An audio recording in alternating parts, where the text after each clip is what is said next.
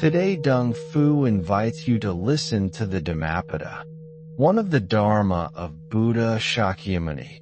The 64th verse is from the Buddhist scriptures on the YouTube channel TN Thai in the USA.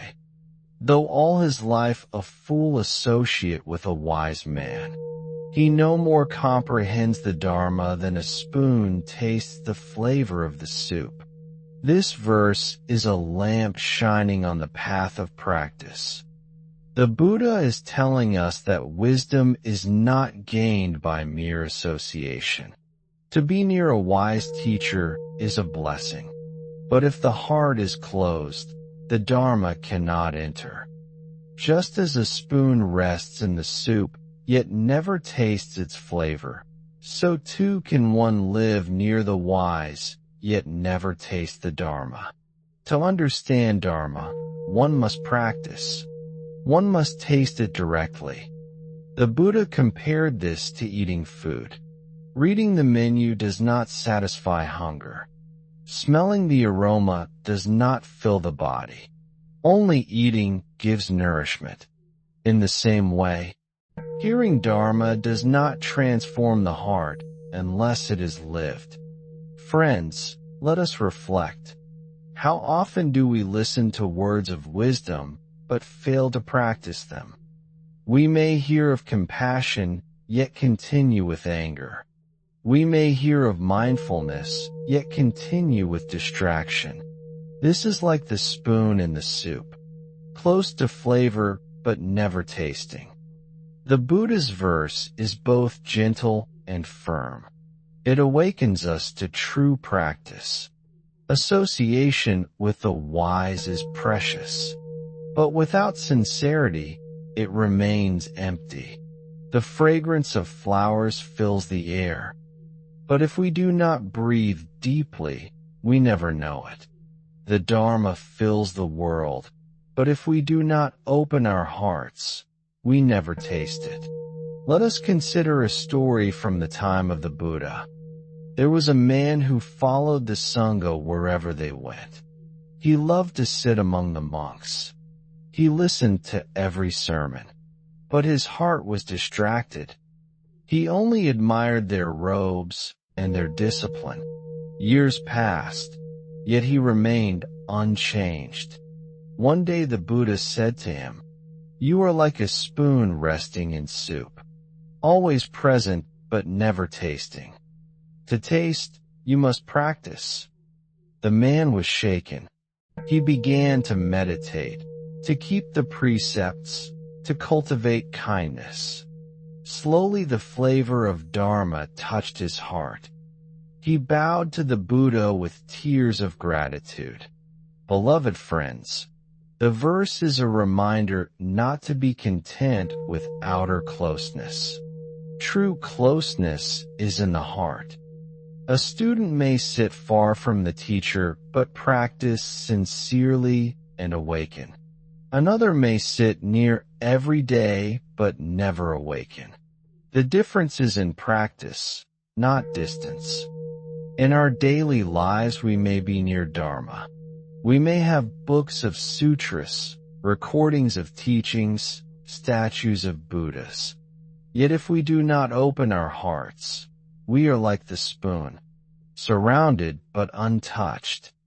Therefore, the Buddha calls us to taste mindfulness in each breath, to taste compassion in each action, to taste wisdom in each reflection. Then the Dharma is alive. Then the flavor nourishes. When the Buddha compared a fool to a spoon, he was not mocking. He was teaching us gently. The spoon cannot taste because it has no tongue. But we have the heart of awareness. We can taste. We can receive. We only need to awaken sincerity. Beloved ones, to practice Dharma is to taste the flavor of truth. The flavor is not bitter, not sweet. It is peace. It is freedom. It is compassion. The wise taste this and are nourished. The fool, even if sitting beside the Buddha, remains hungry. Though all his life a fool associate with a wise man, he no more comprehends the Dharma than a spoon tastes the flavor of the soup. This verse reminds us that Dharma is not about physical nearness, but about inner transformation. A fool may sit in the same monastery as the Buddha himself and yet remain unchanged. A wise seeker, even from afar, may hear only a few words and be transformed. There is a story of a farmer who once passed by while the Buddha was teaching. He paused for only a short while. He heard the Buddha say, "Hatred is never overcome by hatred. Only by love is hatred overcome." Those few words entered his heart deeply. He left his field work for the day and reflected again and again. Slowly, followed the Buddha every day. He sat at every sermon, but he was distracted. His mind was on business, on possessions, on reputation. Though he heard hundreds of teachings, he tasted nothing. He was the spoon in the soup. Friends, which one are we? The farmer who heard only a few words but practiced, or the follower who heard everything but practiced nothing? This verse invites us to reflect. The wise are like fire. Their presence can bring warmth and light. But if we sit beside the fire without opening our hands, we feel nothing. We must stretch out our palms to receive the heat. So too with the wise. Their compassion shines, but we must open our hearts to receive. To associate with the wise is good fortune. But association alone is not enough. We must follow their example. We must take their words into practice. Otherwise, their wisdom passes us by. Let us consider daily life. Many people live in temples, work in monasteries, or attend teachings. Yet some remain unchanged. They are close in body but far in heart. At the same time, a layperson at home, listening to a single teaching, may practice diligently and transform completely. The distance is not of place, but of sincerity. The spoon touches the soup every moment, but never knows its taste. Why? Because the spoon has no awareness. In the same way, if we do not open awareness, we may live in Dharma, but never taste it. Beloved ones, let us not be spoons. Let us be tongues that taste. Let us taste the sweetness of compassion when we forgive. Let us taste the peace of mindfulness when we breathe calmly. Let us taste the freedom of wisdom when we let go of pride. This is the flavor of Dharma. In meditation, this verse guides us. We may sit in a meditation hall among practitioners. We may look like everyone else. But if our mind is wandering, if our heart is not sincere, we are like the spoon. To taste the Dharma of meditation, we must be present. We must feel each breath. We must dwell in awareness. The Buddha once said, "It is to awaken us." The Buddha is reminding us, do not be content with hearing. Taste, practice, live. Though all his life a fool associate with a wise man, he no more comprehends the Dharma than a spoon tastes the flavor of the soup. The Buddha used simple images to teach profound truths. Everyone in his time knew the use of a spoon. Everyone knew that though the spoon rests in the soup, it never tastes. In the same way, even if a person lives with sages, unless he practices, he gains nothing. Let us recall a story. In the days of the Buddha, there was a monk named Sanghha. He followed the Buddha closely. He heard many sermons. He lived in the Sangha. Yet his heart was restless. He was drawn to other teachers who promised miracles and powers. He complained that the Buddha did not show him enough wonders. Though he sat beside the Buddha, he did not taste the Dharma. In time, he left the Sangha. His life became filled with confusion. He was the spoon that never tasted. Now let us recall another. Angulimala, a bandit feared by all. He killed many and wore a garland of fingers. When he met the Buddha, only a few words were spoken. The Buddha said, "I have stopped, Angulimala. Why do you not stop?" These words struck him deeply. His heart opened. He laid down his weapons and entered the Sangha. From that moment, he practiced sincerely. He tasted the flavor of the Dharma. Here we see the difference. One lived long beside the Buddha, but tasted nothing. One heard a few words and tasted deeply. The difference was not in time or place, but in sincerity. Beloved friends, we may attend teachings for many years. We may read many sutras. But if our heart is not open, we are like Sanghata. We remain spoons. Yet if we hear even a single verse and practice with sincerity, we are like Angulimala. We taste the soup. The Buddha taught that Dharma is like medicine. A patient may live next to a physician all his life. He may see the medicine every day. But if he never takes it, the sickness remains. Another patient may meet the physician only once. Receive one pill, swallow it sincerely, and be healed. To associate with the wise without practice is like refusing medicine while keeping it near. In daily life, this verse is a mirror. Parents may advise their children again and again. Teachers may guide students day after day. Yet unless the child listens, unless the student practices, nothing changes. The words pass by like wind. Only when there is openness do they enter the heart. In the same way, Dharma enters only when we open. If we listen with pride, thinking, "I already know," the Dharma passes by.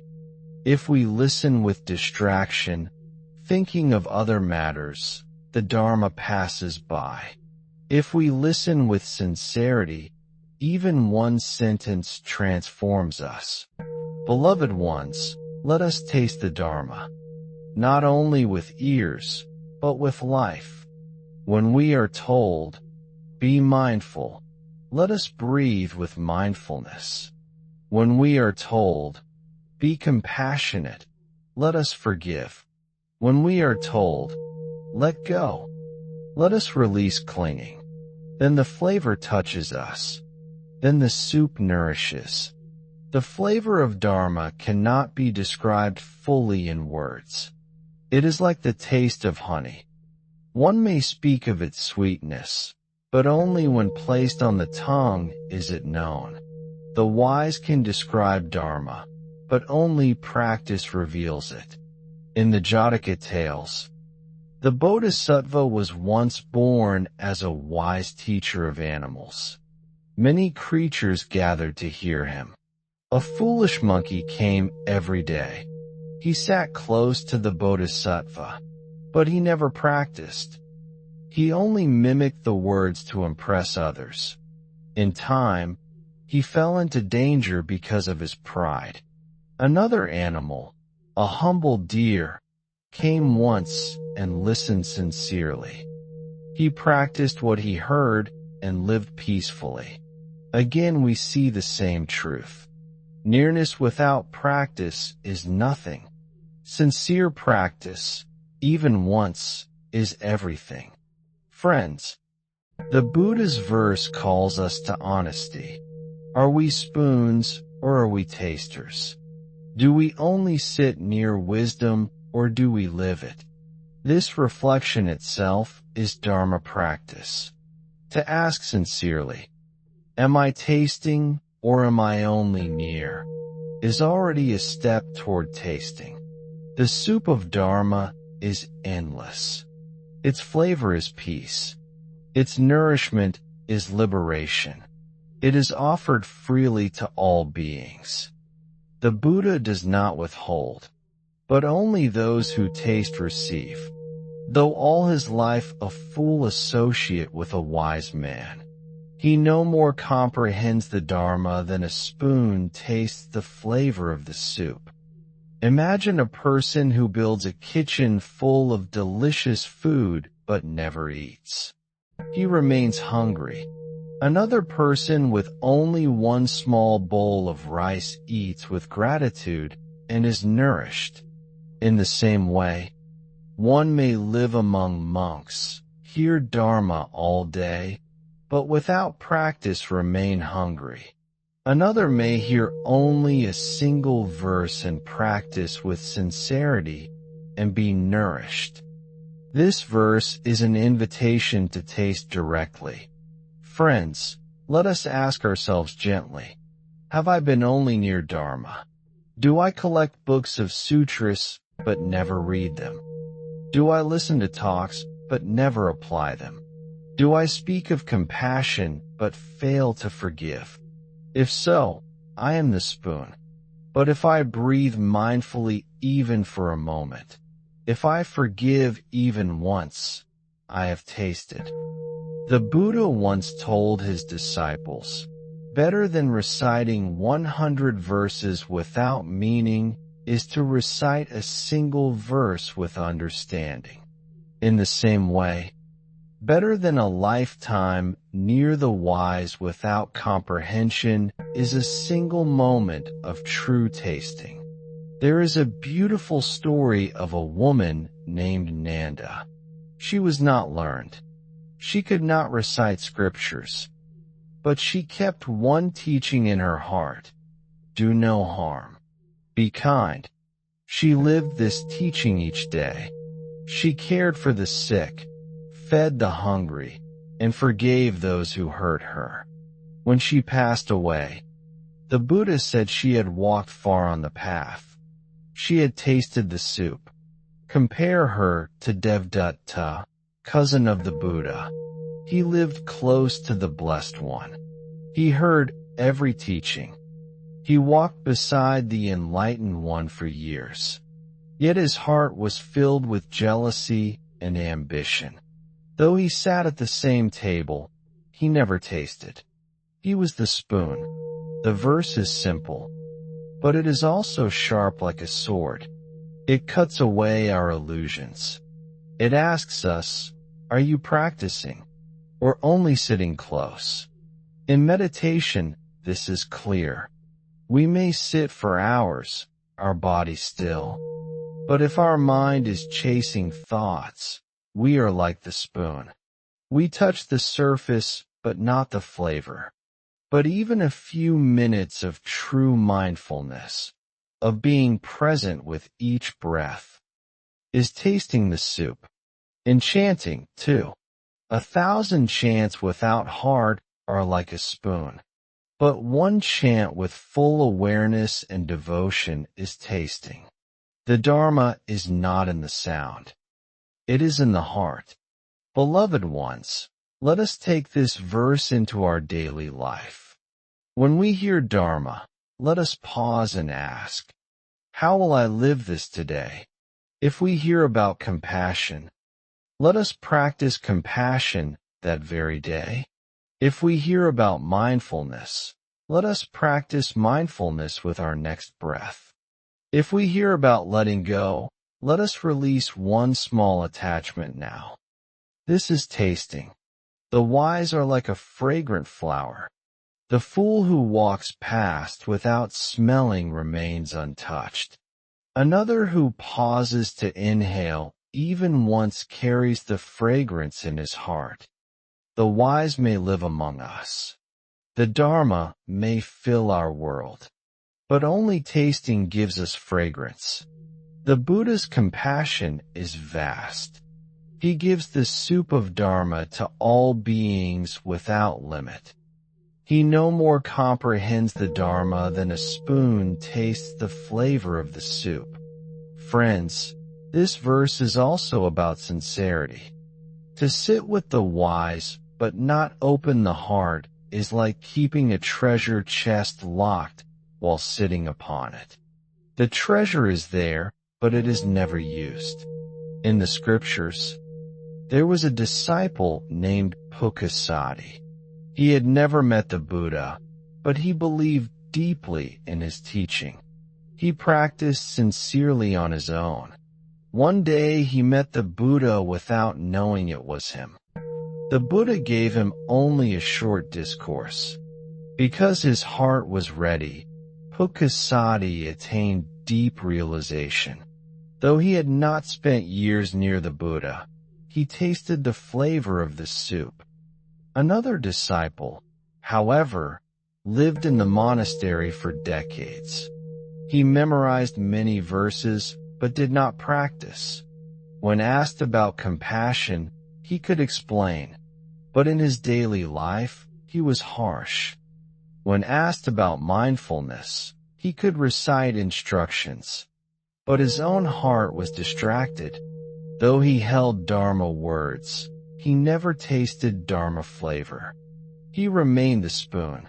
Beloved ones, this shows us that the Dharma is not measured in years, but in sincerity. Not in closeness of body, but in closeness of heart. Imagine a person who goes daily to the market. He passes the same fruit stall every morning. The fragrance of mangoes fills the air. Yet he never buys one, never tastes one. The soup of Dharma has this flavor, but the spoon cannot taste. Only the one who practices liberation tastes it. Beloved friends, let us taste liberation. Let us taste it in small ways each day.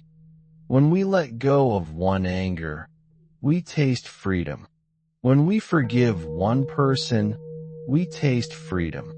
When we sit for one breath in mindfulness, we taste freedom. This is the flavor.